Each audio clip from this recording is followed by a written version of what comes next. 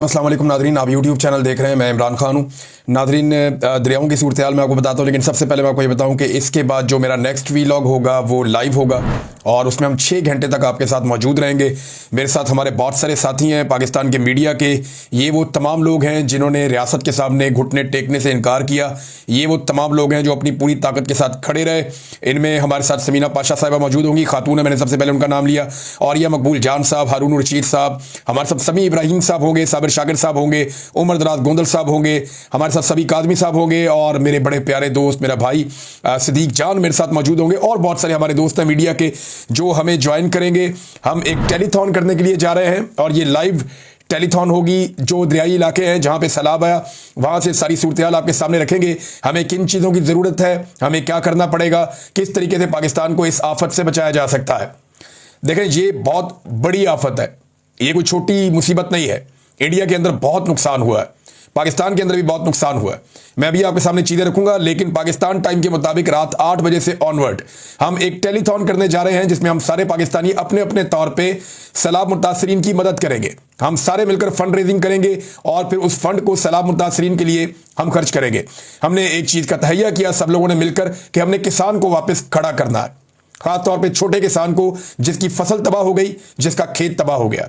हम उसे कैसे सहारा दे सकते हैं, नए बीज के साथ, खाद के साथ, उसकी फसल के अंदर हल चलाकर, और बहुत सारे मल्टीपल तरीके हैं वो भी हमने करने हैं। लेकिन पहले जो है वो रेस्क्यू का काम है, रिलीफ का काम है, उसके अंदर हम जो कर पाएंगे पहले वो करेंगे।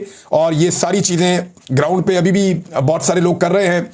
हम खुद ग्राउंड के ऊपर हमारी टीमें ये काम कर रही हैं और आने वाले दिनों में हम बड़ी तेज़ी से ये काम करेंगे। और इसके लिए ये एक टेलीथॉन जो आज शुरू हो जाएगी रात 8 बजे पाकिस्तान टाइम के मुताबिक, और ये हम तकरीबन 5 घंटे इसको 5 से 6 घंटे में इसको जारी रखेंगे। और ये सारे लोगों के मैंने नाम लिए, ये लोग हमारे साथ इसमें मौजूद होंगे। सूरत हाल क्या है नादरीन, पंजनद में 5 घंटों में 1 लाख से क्यूसिक से ज्यादा का पानी जो है उसमें इजाफा हो गया है।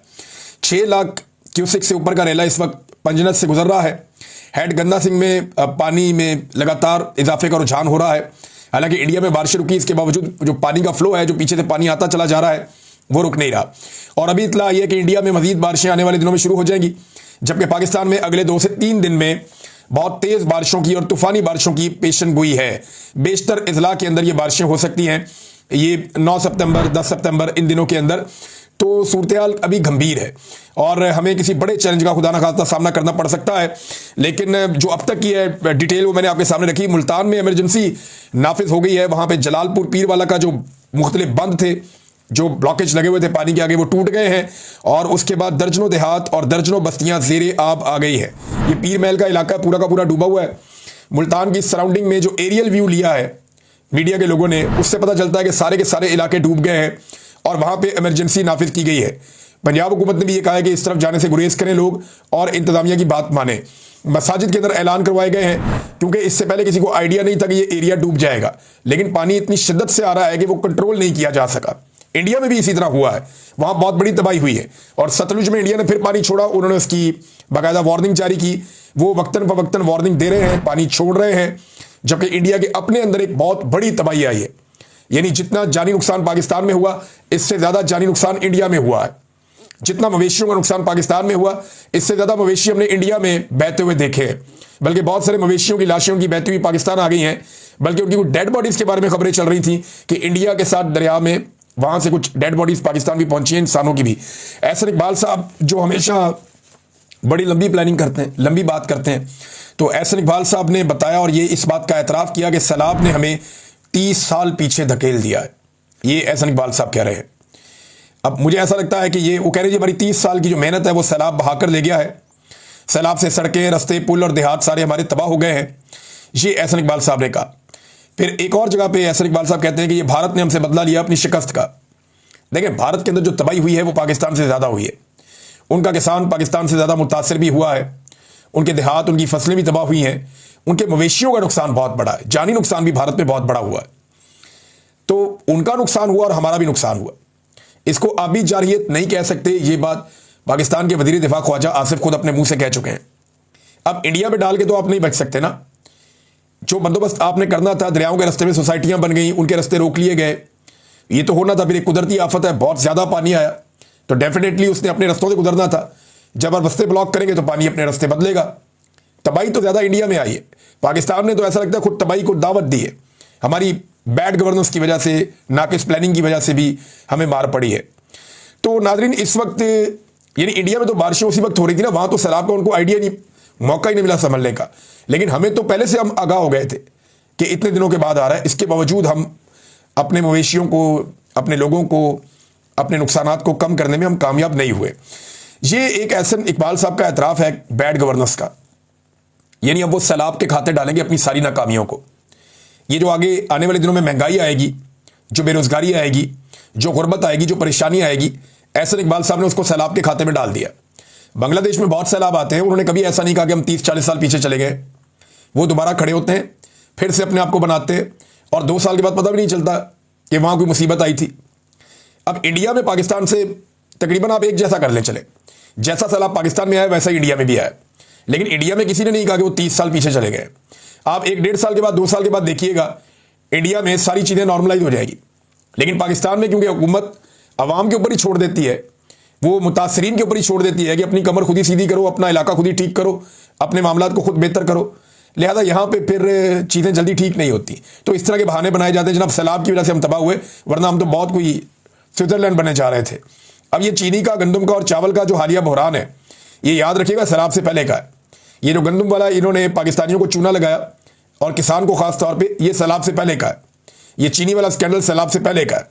और ये जो हालिया बहरान पैदा हो गया हमारे सरों के ऊपर, ये चावल का भी, ये इनकी वजह से है और इनकी मेहरबानी की वजह से है। लिहाजा एहसन इकबाल साहब ये कह रहे हैं कि 30 साल पीछे हमें धकेल दिया, ये एक बिला वजह कहानी है। अगर हुकूमत अपना पूरी तरह से बंदोबस्त करे और अपनी पूरी एफर्ट लगाए और सब्सिडीज फराहम करे और अपनी पूरी तवानाइयाँ यहाँ पे खर्च करे, तो कोई वजह नहीं है कि पाकिस्तानी बहुत मेहनती हैं, जल्दी इसमें से निकल जाएंगे। आप देखिएगा भारत इससे कैसे निकलेगा। आप देखिएगा बाकी मुल्क जहाँ पे सैलाब आता है वो इसमें से कैसे निकलता है। बांग्लादेश में आता है, वो भी इसमें से निकल जाते हैं। लेकिन पाकिस्तान ने इसको भी एक, ऐसा लगता है इस हुकूमत ने एक अपॉर्चुनिटी के तौर पे लिया है। नादरीन, एक और मेरे पास यहाँ पे खबर है, अकबर बाजुआ साहब ने खबर दी है। ये बड़ी इंटरेस्टिंग खबर है। एक वीडियो है, उसमें नजर आ रहा है कि कुछ पाकिस्तानी किसान खड़े हैं, देहाती लोग खड़े हैं, एक पीछे जो है वो पानी की बेड़ी एक खड़ी हुई है। पानी के ऊपर एक कश्ती चलती है ना, एक बेड़ी भी चलती है। वो सजाद अली के गाने में शायद आपने सुना होगा, जो लोग नहीं जानते कि बेड़ियां, तो ये बेड़ी जो होती है ये पानी के ऊपर चलती है और इसको एक लंबे डंडे के साथ चलाते हैं ज़मीन में। उसका वो दरिया के नीचे जाके वो लगता है 30-30, 25-25 फुट लंबा एक डंडा होता है, उसके जरिए से इसको ले जाते हैं। बाद औक़ात कोई चप्पू से भी चला लेते हैं छोटी बेड़ी को, लेकिन ये डंडे के साथ चलती है ज़्यादातर। और इसके अंदर ट्रैक्टर ट्रालियाँ भी ले जाते हैं, जानवर भी ले जाते हैं। इसमें बहुत वजन आप डाल सकते हैं बेड़ी के अंदर। ये हमारे दरियाओं पर बहुत हैं यहाँ पंजाब में। तो एक बेड़ी पीछे खड़ी है और उसमें वो किसान उतर रहे हैं और वो बता रहे हैं कि जनाब हम इंडिया वाली साइड पे गए थे, वहां से हम चारा काट के लाए। तो वो जो पूछने वाला है वो पूछता है कि इंडिया से चारा काट के लाए? उन्होंने कहा जी बिल्कुल हम वहां से लेकर आए। उन्होंने आपको मना नहीं किया? वो कहता जी उन्होंने मना नहीं किया। उन्होंने कहा देखिए अगर आपके जानवर इससे जिंदा बच सकते हैं तो आप काट कर ले जाएं। हमारे ये कंडों पे, किनारों पे जो चारा जितना लगा हुआ है ये आप ले जाएं काट के और जाके अपने जानवरों को आप दें। वो कहता है उन्होंने मना नहीं किया हमें, बल्कि वो बहुत अच्छे हैं, उन्होंने हमें अलाउ कर दिया कि एक मुसीबत आई हुई है, एक परेशानी है, अगर ये पाकिस्तानी है तो क्या हुआ, जानवर इनके मर रहे हैं। उन्होंने कहा जी हमें हुकूमत की तरफ से कोई इमदाद नहीं पहुंची, हमें पाकिस्तान वाली साइड से कोई चीज़ नहीं मिली, हम इंडिया वाली साइड पे जाते हैं, चारा काटते हैं। उसने पूछा बीएसएफ आपको मना नहीं करती? तो उन्होंने कहा जी वो हमारी मजबूरी समझते हैं। वो कहते हैं अगर आपका इससे गुजारा होता है तो आप काट कर ले जाओ। तो हम जाते हैं और जाकर काट कर ले आते हैं। ये एक बड़ा अच्छा जेस्चर है। और देखें दोनों तरफ बॉर्डर के एक ही तरह के लोग रहते हैं। अच्छी बात यह है कि इंसानियत के नाते एक दूसरे के जानवर बचाना, एक दूसरे की इंसानों की जानें बचाना, ये बहुत ज़रूरी है। और ये कई मरतबा ऐसा हुआ कि दोनों तरफ के लोगों ने एक दूसरे की जान भी बचाई किसी आफत की सूरत में। तो ये किसानों ने जब ये दिखाया तो वो वीडियो बड़ी ज़बरदस्त वीडियो है कि अगर अमन हो और प्यार मोहब्बत से रहें हमसाए और शरारत ना करें और जो बड़े मसाइल हैं उनको हल करें तो बड़ा पोटेंशियल है इस खित्ते के अंदर आगे बढ़ने का। नाज़रीन, एक और चीज़ मैं आपको बताता हूँ, ये रेस्क्यू इस वक्त सबसे मेन इदारा है जो दिखाई दे रहा है। अगर रेस्क्यू को टिकटॉक्स के लिए इस्तेमाल ना किया जाए तो मैंने पहले भी कहा कि अगर किसी ने सबसे ज़्यादा सरगर्मियों में हिस्सा लिया लोगों को बचाने की, वो रेस्क्यू है इदारों में से। पाकिस्तान के जितने इदारे हैं सारे इदारों को आप एक तरफ करें और रेस्क्यू अकेला जो है उसने बहुत काम किया है।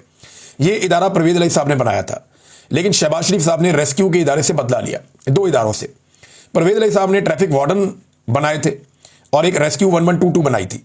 इन दोनों से शहबाज शरीफ ने बदला लिया वार्डन्स की तो कई सालों तक उन्होंने तनख्वाही नहीं बढ़ाई, उन्हें बहुत तंग किया।